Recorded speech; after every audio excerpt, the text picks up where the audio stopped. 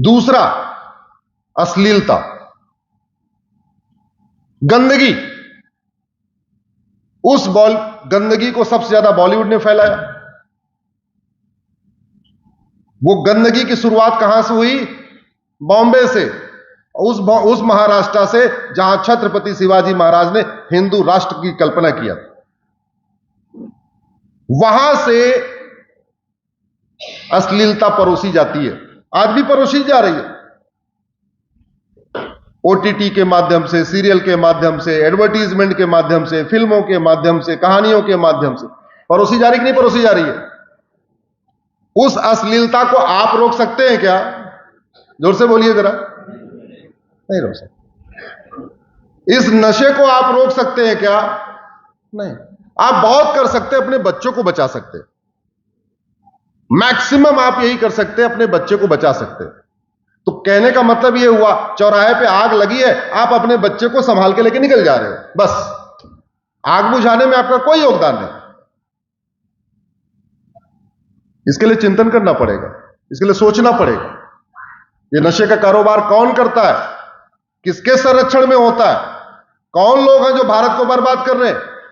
एक तो हमारी संख्या वैसे ही घट रही है, राम के भक्त कम हो रहे हैं, शंकर जी के भक्त कम हो रहे हैं, भगवान महावीर के भक्त कम हो रहे हैं, भगवान कृष्ण के भक्त कम हो रहे हैं, जनसंख्या के मामले में कम होते जा रहे हैं, और ऊपर से नशा और अश्लीलता। कभी सोचा आपने 10-20 साल के बाद क्या होगा? अरे अगर हमारा बच्चा नशे की गिरफ्त में चला जाएगा, उसके दिमाग में अश्लीलता भर जाएगी, तो भारत की संस्कृति को मानेगा वो? योग प्राणायाम करेगा, हवन करेगा, हमारे संस्कारों को मानेगा? नहीं मानेगा। अब सवाल यह आया कि रुके कैसे? इसमें लगता है कि नहीं, समाज ठीक हो जाएगा तो सब ठीक हो जाएगा। मैं इस मामले में थोड़ा उल्टा सोचता हूं। मेरा यह मानना है, कानून ठीक हो जाएगा तो समाज ठीक हो जाएगा। ये नशे का कारोबार सिंगापुर में क्यों नहीं होता? और वहां तो नारकोटिक्स ब्यूरो भी नहीं है। हमारे यहां तो अलग से पूरा डिपार्टमेंट है, नारकोटिक्स डिपार्टमेंट है।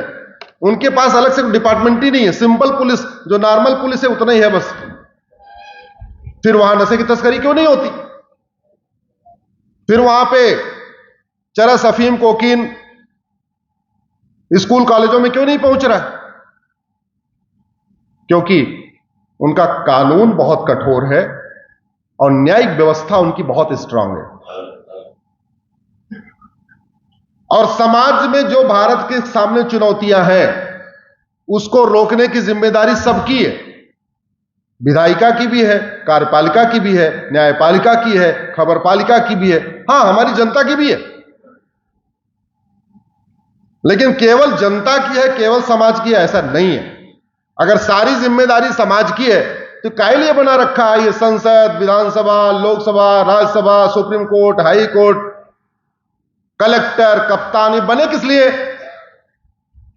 अगर सारा काम समाज को ही करना है तो क्या ये 20% कमीशन लेने के बैठे हुए? सड़क बनती है नहीं बनती है?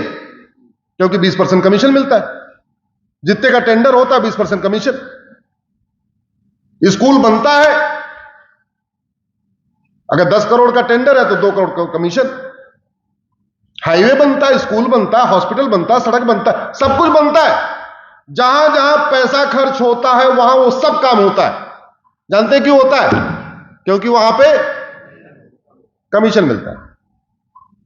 और जिसके कारण हमारी संस्कृति बर्बाद हो रही है, और उसको ठीक करने के लिए किसी लागत की जरूरत ही नहीं है। एक पैसे नहीं खर्च होगा।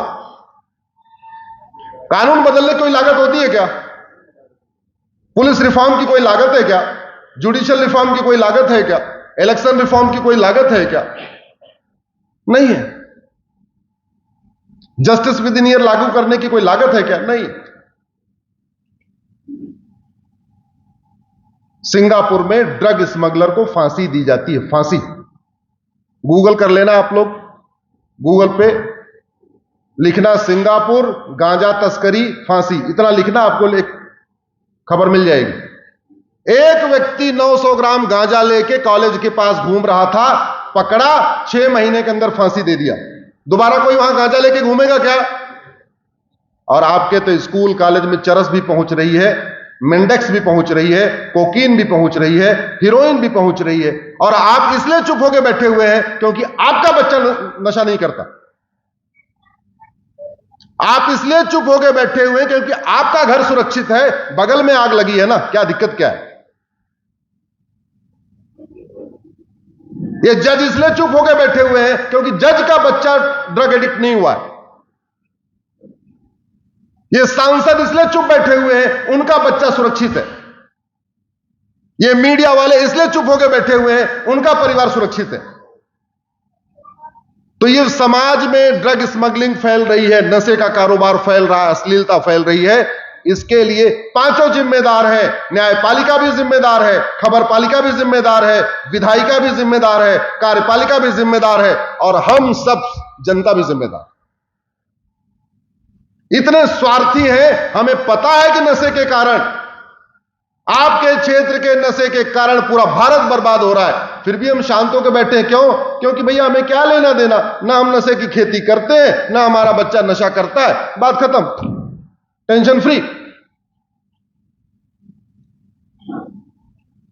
अरे आपका परिवार सुरक्षित है, क्या पता आपका कोई रिश्तेदार फंस गया हो, शर्म के मारे न बता रहा हो, मजबूरी में न